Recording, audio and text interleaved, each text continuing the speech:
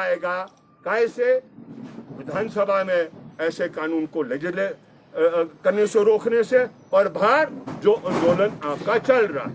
उदाहरण के तौर पर ये हमारे देश की जनता का सौभाग्य है कि वो जो बहुत बड़ा आंदोलन आज जो किसानों का चल रहा है, उससे देश को 3 कानून अभी निरस्त नहीं हुए, लेकिन जो बहुत बड़ी बात जो लोगों के पक्ष में गई है, जो पूरी बिजली को आप निजी क्षेत्र में ट्रांसफर करने का कार्य जो करना चाहते थे, क्या करना चाहते थे? इलेक्ट्रिसिटी एक्ट की अमेंडमेंट के जरिए बिजली को ट्रांसफर करने से पहले जो आपके कॉरपोरेट घरानों ने शर्त रखी है, क्या शर्त रखी है?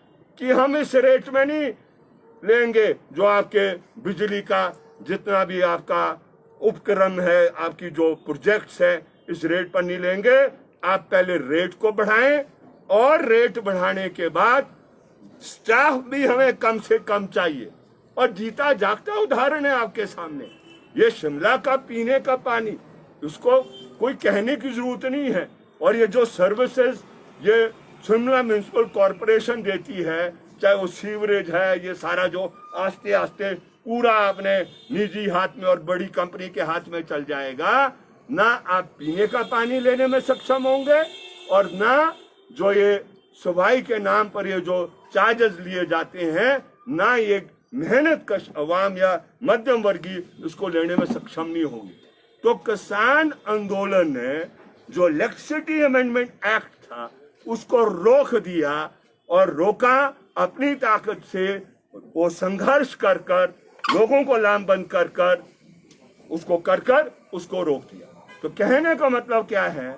पहला कार्य किसी भी लेजिस्लेचर का क्या है, खास तौर पर हमारी जैसी धारा का, यह है कि विधानसभा में जो कानून सरकार ला रही है उसका प्रयत्न किया जाए कि उसकी दिशा जनता के पक्ष में तब्दील हो। लेकिन आप जानते हैं कि हमारा नंबर विधानसभा में उसको प्रभावित करने में नहीं है, लेकिन हम अपनी तरफ से कोई कमी नहीं छोड़ते हैं जिससे कि जो जनता के पक्ष में क्या कहते कानून बने, उसके लिए अध्ययन भी करें और जोर लगाए सरकार पर कि दिशा उसकी जनता के पक्ष में रहनी चाहिए।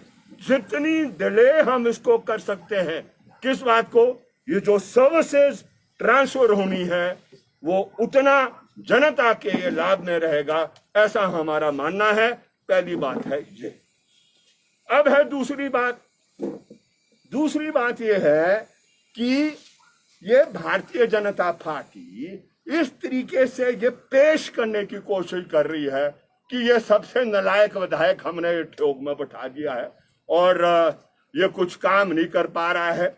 प्लानिंग में ये अपनी जो स्कीमें प्राथमिकता की है उसको देने में क्या कहते सक्षम नहीं है। इस तरीके की एक धारणा जनता में वो पेश करना चाह रहे। इसके बारे में भी हम बहुत क्लियर और स्पष्ट बताना चाहते हैं, और जिसको सही इसके बारे में जानकारी नहीं है उसकी भी जानकारी हम सही करना चाहते हैं। असल में प्राथमिकता की स्कीम क्या होती है, इसमें भी कोई भ्रम नहीं रहना चाहिए और कोई गलतफहमी नहीं होनी चाहिए। हमारा यहाँ पर जो सिस्टम है प्लानिंग का, उस प्लानिंग के सिस्टम में ये है कि जो भी हम कार्य करेंगे, सड़कों का करेंगे, हम पानी का करेंगे, स्कूल का करेंगे या अन्य कार्य करेंगे, उसके लिए जो बुनियादी चीज है वो आपकी एक प्रोजेक्ट रिपोर्ट बनेगी। अब आप जानते हैं हमारे यहाँ पर हिमाचल प्रदेश में या कहीं भी देश के अंदर हमने अगर अपने समाज को आगे ले जाना चाहिए तो ज्यादा से ज्यादा सुविधा पीने की पानी की चाहिए, ज्यादा से ज्यादा स्वास्थ्य की सुविधा चाहिए, ज्यादा से ज्यादा शिक्षा की सुविधा चाहिए, और हिमाचल जैसे प्रदेश में ज्यादा से ज्यादा सड़कों से लिंक होनी चाहिए। तो वो जो विधायक है वो हर विधायक 100 स्कीम भी क्या कहते दे देगा कि जी मुझे मेरे मतदाता ये कहते हैं कि 100 पानी की स्कीम होनी चाहिए, 100 सड़कें होनी चाहिए, लेकिन वो क्यों नहीं हो पाता है? वो इसलिए नहीं हो पाता है कि जो धनराशि आपके पास उपलब्ध है वो लिमिटेड धनराशि है। तो फिर सरकार क्या करती है? हमारा प्लानिंग सिस्टम क्या है? फिर हमारा प्लानिंग सिस्टम ये है कि कोई भी स्कीम बनाने के लिए आपको टोकन मनी चाहिए, और कितना चाहिए? वो एक सर्टेन, मान लो कि हमारा एक 1 करोड़ का प्रोजेक्ट है, उसकी डीपीआर बनेगी तब जब उसमें कम से कम 30% बजट आपका होगा। 30% बजट नहीं होगा, आपकी जो डीपीआर है वो विभाग कहता है हम नहीं बनाएंगे, मिनिमम 30% डीपीआर चाहिए। लेकिन प्रायोरिटी स्कीम जो होगी विधायक की, जो उसको सड़क बनाने के लिए, पीने के पानी के लिए, सिंचाई की व्यवस्था के लिए ये जो दिया जाता है, वहां पर टोकन मनी की जरूरत नहीं है। वहां पर वो जो टोकन मनी है, वो टोकन मनी वो क्या कहते हैं, वो सरकार की तरफ से मान लिया जाता है और उसका प्रावधान हर बजट में होता किया हुआ, वो वहां पर लिखा होता है कि प्राथमिकता की स्कीम के लिए हम टोकन मनी। अब दुर्भाग्य क्या हो गया, मैं जो शुरू से मैं विधायक बना और बहुत दिलचस्पी से उतरे कि भाई हम गरीब इलाके, दलित इलाके में, दलित बस्तियों में जहाँ पीने का पानी नहीं है, सिंचाई की व्यवस्था नहीं है, हमने सारे को आइडेंटिफाई कर उसको सिंचाई का भी दे दिया, पीने का पानी भी दे दिया। बाद में आस्ते आस्ते क्या पता लगा कि जो हमारे से पहले भी विधायक रहे हैं, मैडम स्टोक्स रही है, मंत्री महोदय रही है, राकेश वर्मा जी रहे हैं, उनकी भी जो स्कीमें हैं वो भी पेंडिंग देखी कि भाई वो डीपीआर अवेटेड, प्राथमिकता में डाल दिया। लेकिन क्या आ गया, आगे लिखा हुआ कि डीपीआर तैयार नहीं हुई है, डिटेल प्रोजेक्ट रिपोर्ट नहीं आई है। तो उसका क्या नतीजा रह गया? उसका नतीजा यह रह गया कि सारी प्राथमिकता कल्पना के तौर पर वो सिर्फ कागजों में रही, वो हकीकत जमीन पर नहीं उतरी। तजर्बे से मैंने क्या सीखा? तजर्बे से मैंने ये सीखा कि प्राथमिकता बेशक वहां दो उन इलाकों में, लेकिन प्रयत्न करो कि उसकी डीपीआर तैयार हो जाए, लेकिन नहीं हो पाई। अब हमने क्या किया? अब प्राथमिकता वहीं देनी है। अब हम कंसल्टेंट एजेंसियों को हायर कर उन डीपीआरों का निर्माण कर, और ये ऐसा नहीं है कि ये आपको एक कोई कट आउट डेट है कि उसी दिन तक जाना है। जब आपकी डीपीआर तैयार, आप उसको शामिल करो, और जो आपकी अगर ऐसी स्कीम है जिसकी आप चाह रहे हैं लेकिन उसकी डीपीआर नहीं बन रही है, आप उसको सब्स्टिट्यूट भी कर सकते हैं, किसी भी समय कर सकते हैं। लेकिन उससे नुकसान क्या है?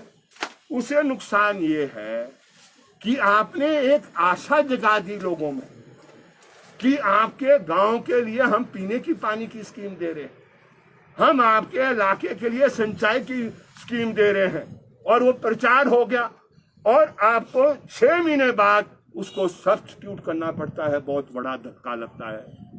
उस बात को अवॉइड करने के लिए मैंने अभी कहा है हर विभाग को, आईपीएच को भी कहा है, पीडब्ल्यू को भी कहा है, और दूसरे ये सिंचाई वालों को भी कहा है, आप क्विकली अपनी तैयार करें डीपीआर, और जैसे वो तैयार होती है, और साथ में प्राइवेट कंसल्टेंसी को भी हमने शामिल कर दिया है कि इन डीपीआरों को प्रयत्न करेंगे with in period of 3 months. क्या प्रॉब्लम है? जो मैं कह रहा हूँ 20 साल की डीपीआर जो नहीं बनी है, तो वो 3 महीने के प्रयत्न हम कर रहे हैं कि जिससे वो कि फटाफट वो आए और तब वो प्राथमिकता धरती के स्तर पर भी क्या कहते उतरे। तो ये जो भ्रम फैलाया जा रहा है कि विधायक प्राथमिकता तय नहीं कर पाया, उसको पता नहीं लग रहा है कि कैसे काम करना है, वो नालायक है, तो वो सारा सिर्फ लोगों को गुमराह करने के लिए है, हकीकत उसके विपरीत है।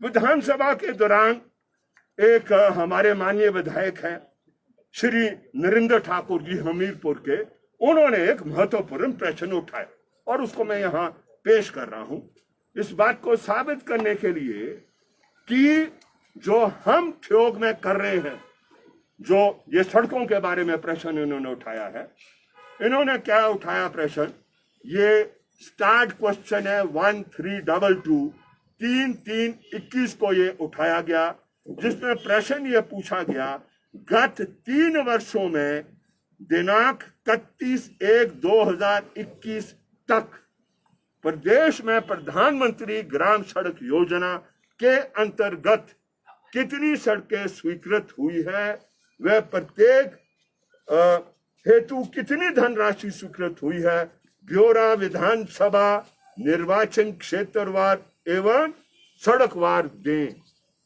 इसका जवाब आया और इसके जवाब को मैं यहां इसलिए रख रहा हूं जिससे कि वो जो प्रचार करना चाहते हैं कि भाई ठियोग में ये विधायक कुछ नहीं कर पा रहा है और कुछ नहीं हो रहा है, पूरे शिमला जिला में हाईएस्ट जो फंड आज इस्तेमाल हो रहा है सड़कों के निर्माण में वो ठियोग में हो रहा है। मामूली सा ये क्या कहते हैं रोडू का ज्यादा है। रामपुर का कितना है, 622.15 लाख करोड़ है वहां पर। ये आपके जो ये है 82.97 करोड़ है। रोडू में आपका है, ये रोडू में थोड़ा हमारे से ज्यादा है, 4733.71 करोड़। चौपाल में है 31.22.17, ठियोग में है आपका 3732.77 करोड़ है ना। कुसुमटी में आपका 1263.93 करोड़। शिमला रूरल में है 893.26 लाख करोड़। ये शिमला और पूरे प्रदेश का आया, ये विधानसभा में ये क्या कहते पेश किया गया है।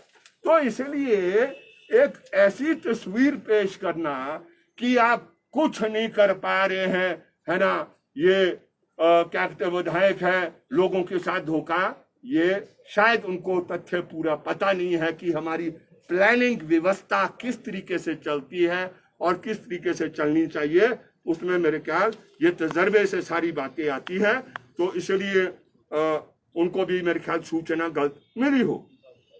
तीसरी बात हम क्या कहना चाहते हैं, जो सबसे बड़ी चुनौती आज होने वाली है और लंबे समय के लिए वो है पानी, पीने का पानी। और आप शहर में भी देख रहे हैं, और ये सारा अब हमें ये शहर के लिए पीने का पानी, हालांकि हम 55 लाख MLD पर हम आ गए हैं, लेकिन अब हमें ये कोल्ड डैम से यहाँ पर उठाना पड़ेगा। ये हम बताना चाह रहे हैं कि हम अपने विधानसभा क्षेत्र के अंदर जो पानी की हमने ऑगमेंटेशन, पीने की पानी, और जो पूरी कॉन्स्टिट्यूंसी को वो कवर करेगी, वो है ऑगमेंटेशन की स्कीम है। वो कमारसन, मतियाना, ठियोग, सेंट एंड सराउंडिंग विलेजेस के नाम पर है। बिगेस्ट स्कीम है आज जो हिमाचल में ऑगमेंटेशन की चल रही है, जो 150 करोड़ की। और जिस समय में आया मेरे पास द्वन्नी नहीं थी, द्वन्नी इस स्कीम को चलाने के लिए। ये डाल तो दी बजट में, ये माननीय विधायक जो मेरे से पहले थी, है ना, ये माननीय विजय स्टोक्स जी ने, और सही डाली है क्योंकि दूरदृष्टि से आपको काम करना है। लेकिन इसको फंड करने के लिए ये ओनली स्कीम है आज पूरे हिमाचल में आपने लेखा जोखा लेना कि नाबार्ड का लिमिटेड मनी होता है हर कॉन्स्टिट्यूंसी को जो दिया जाता है। वो मैडम ने उस समय सारा धन टोटल नाबार्ड का जो अवेलेबल होता है विधायक के पास, जिससे छोटी मोटी सड़कों का निर्माण, पीने के पानी की स्कीमों का ये निर्माण करने का, वो टोटल दे दिया था 31 करोड़ रुपया, जो था 40-50 करोड़ रुपया उस टाइम था, टोटल पैसा दे दिया था। व्हेन आई बिकेम MLA मेरे पास सिर्फ 6 करोड़ रुपया था, 6 करोड़ रुपया।